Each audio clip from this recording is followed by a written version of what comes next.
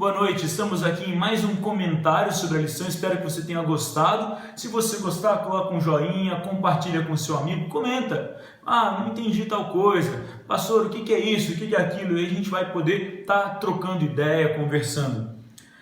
A lição que nós temos estudado tem a ver com a Epístola de Pedro. Nós temos estudado o contexto da Epístola de Pedro. O contexto da Epístola de Pedro tem muito que ver com o contexto de aliança. E para entendermos então o que Pedro escreveu, temos que entender o que é aliança.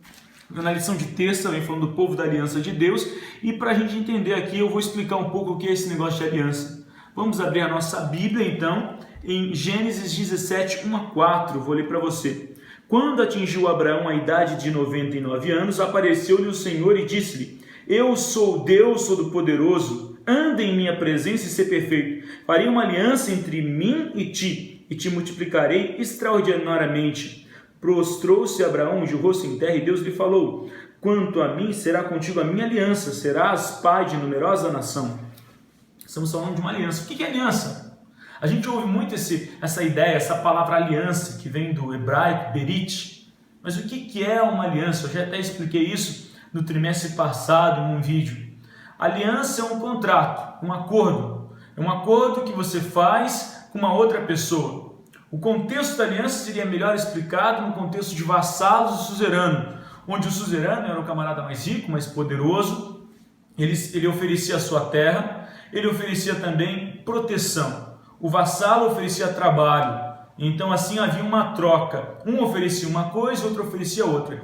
Se o vassalo não trabalhasse, ele não merecia ter a terra nem a proteção.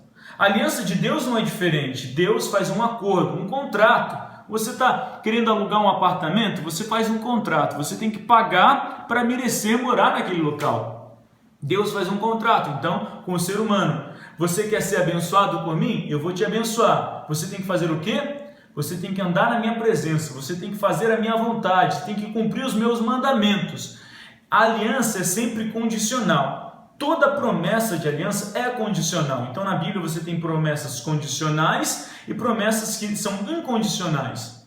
A promessa de aliança é condicional, porque depende das duas partes. Na verdade, depende da parte humana, porque Deus ele não quebra, Deus ele não falha. Mas se o ser humano não fizer a parte dele, a aliança é quebrada. Deus não tem obrigação, então, de seguir com a sua aliança. Mas muitas vezes você vai notar que Deus refaz a aliança por misericórdia. Ele refaz a aliança com aquele ser humano que havia quebrado. A Bíblia fala muitos textos, ela fala assim: meu povo que clama por meu nome e ele se arrepender, se humilhar, eu vou sarar a sua terra. Você quebrou a sua aliança, você está sofrendo, e agora eu venho e refaço a aliança. Refaço a minha parte, que é abençoar você, proteger você. E você tem que refazer a sua parte, que é me seguir. Então a aliança é dentro desse processo.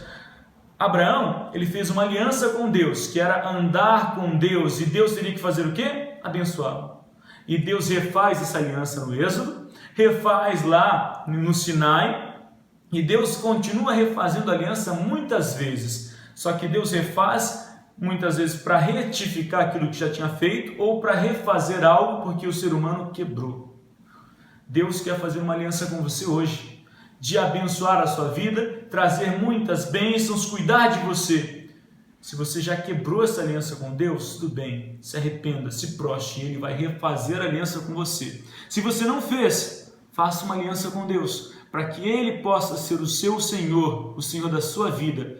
Cuide de cuidar, faça o que Ele pede, que Ele vai cuidar de você. Você anda com Ele e Ele cuida de você. Espero que você possa colocar Deus na sua vida, para que nessa aliança Ele possa ser o seu Deus.